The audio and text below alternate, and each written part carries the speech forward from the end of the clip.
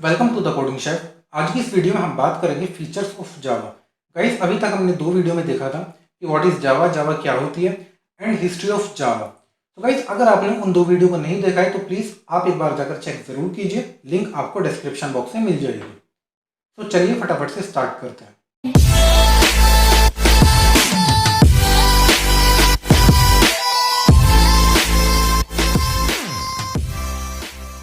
सबसे पहले हमारा फीचर आता है सिंपल। गाइस, जावा लैंग्वेज काफ़ी सिंपल लैंग्वेज होती है क्योंकि गाइस ये सी और सी प्लस प्लस का सिंटैक्स यूज़ करती है। एंड सबसे इंपॉर्टेंट बात ये होती है जावा लैंग्वेज में कि यहाँ पर डिस्ट्रक्टर नहीं होते हैं।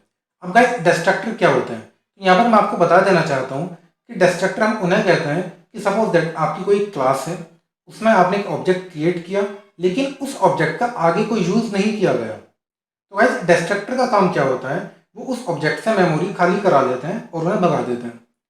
तो यहाँ पर डिस्ट्रक्टर का कॉन्सेप्ट नहीं होता, यहाँ पे होता है ऑटोमेटिक गार्बेज कलेक्टर।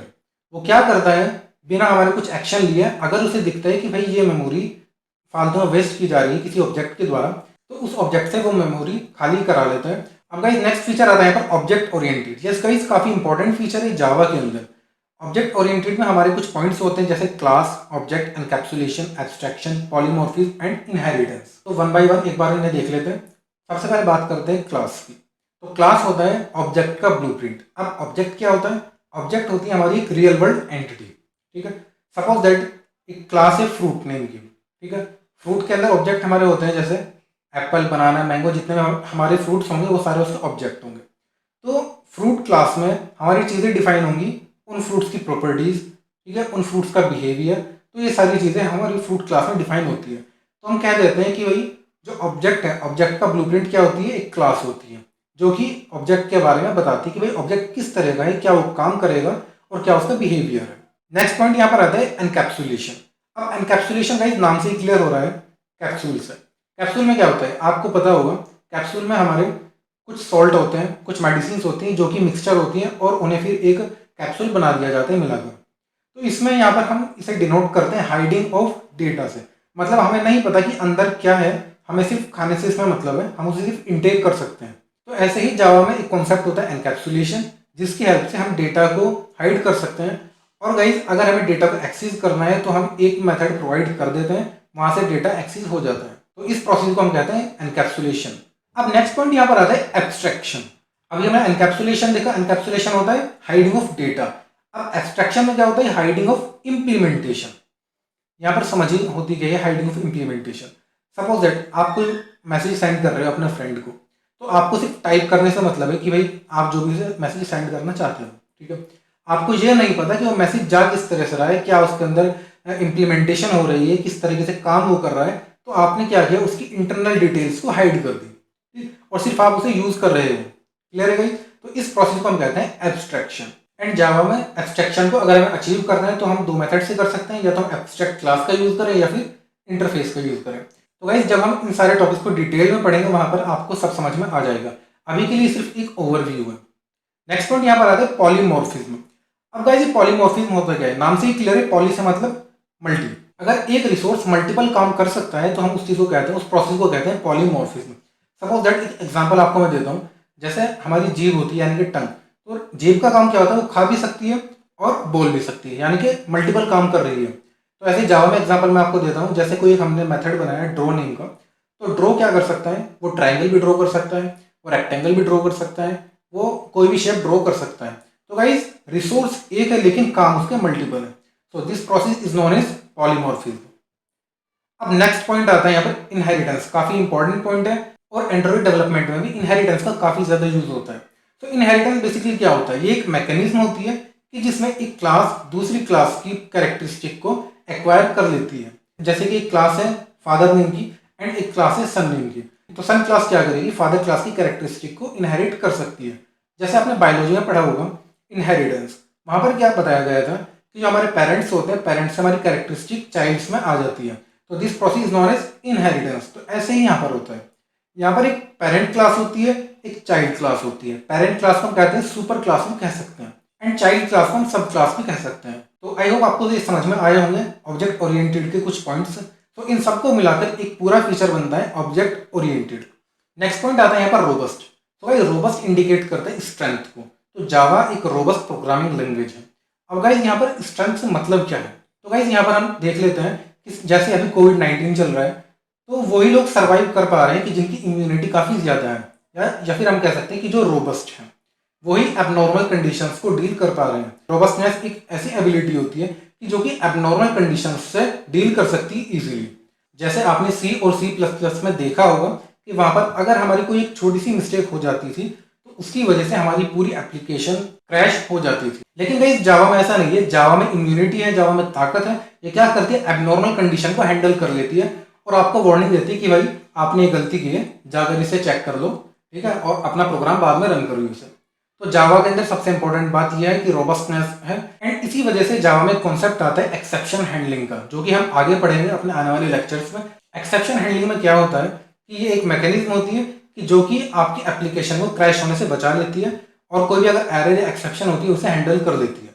तो नेक्स्ट पॉइंट हमारा आता है प्लेटफॉर्म इंडिपेंडेंट, और ये मैं आपको पहले ही बता चुका हूँ कि जावा वर्क करती है एक स्पेशल कॉन्सेप्ट पे, वोरा, जिसे हम कहते हैं राइट वंस रन एनीवेयर। बस एक बार आप लिखो और आप दुनिया में कहीं भी चले जाओ, किसी भी मशीन पर अगर आपको जावा रन करनी है तो आप सिर्फ बाइट कोड जनरेट कर लो अपनी मशीन पर और उस बाइट कोड को कहीं भी ले जाकर आप चला सकते हो।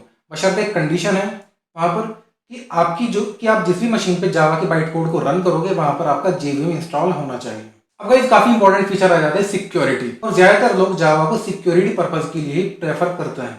अब गाइस यहाँ पर क्वेश्चन आता है कि ठीक है कि जावा सिक्योर है, लेकिन सिक्योर आखिर है क्यों, रीज़न क्या है? तो पहला रीज़न यहाँ पर ये आता है कि जो जावा की एप्लीकेशन होती है वो सिर्फ JVM का ही मेमोरी एरिया एक्सेस करती है। वो जो हमारा ऑपरेटिंग सिस्टम होता है उसके मेमोरी एरिया से कोई कॉन्टैक्ट नहीं होता। तो इन शॉर्ट बात ये है कि जो भी हमारी एप्लीकेशन होती है वो JVM के अंदर एग्जीक्यूट होती है, ऑपरेटिंग सिस्टम से उसका कोई मतलब नहीं होता। तो इस वजह से हमारी जावा की एप्लीकेशन सिक्योर होती है। अब यहाँ पर नेक्स्ट पॉइंट आता है एज ए सिक्योरिटी पर्पज़ के लिए, पॉइंटर। तो गाइस पॉइंटर क्या होता है? पॉइंटर बेसिकली रिप्रेजेंट करते हैं मेमोरी एड्रेस को, जिसकी वजह से हमारी एप्लीकेशन में डेटा लीकेज की प्रॉब्लम आती है। तो गाइस जावा ने पॉइंटर्स को ही रिमूव कर दिया कि भाई आप यहाँ से जाओ, हमें डेटा लीकेज नहीं कराना है। लेकिन गाइस यहाँ पर आपको एक बात ध्यान रखनी है कि अगर जावा में पॉइंटर नहीं है तो ये समझना बहुत ही गलत होगा कि जावा में मेमोरी लीकेज नहीं होता। गाइस होता है मेमोरी लीकेज जावा में, लेकिन बहुत रेयरली होता है। नेक्स्ट पॉइंट यहाँ पर आता है मल्टी थ्रेडिंग। अब गाइस मल्टी थ्रेडिंग क्या होता है? तो आप मल्टी थ्रेडिंग काफ़ी इंपॉर्टेंट कॉन्सेप्ट है जावा के अंदर। मल्टी थ्रेडिंग के थ्रू हम अपनी एप्लीकेशन को मल्टीटास्किंग बना सकते हैं, मतलब अपनी एप्लीकेशन से सेम टाइम में मल्टीपल काम करा सकते हैं। क्योंकि गाइस इसमें क्या होता है, हमारे थ्रेड्स बन जाते हैं, और थ्रेड्स क्या होते हैं, लाइट वेट प्रोसेस होते हैं। जैसा मैंने यहाँ पर बताया हुआ है कि Java multi threading feature makes it possible to write program that can do many task simultaneously. अब गाइस यहाँ पर थ्रेड क्या होता है? तो थ्रेड एक लाइट वेट प्रोसेस होता है और जिसका रेस्पॉन्स टाइम बहुत ही कम होता है।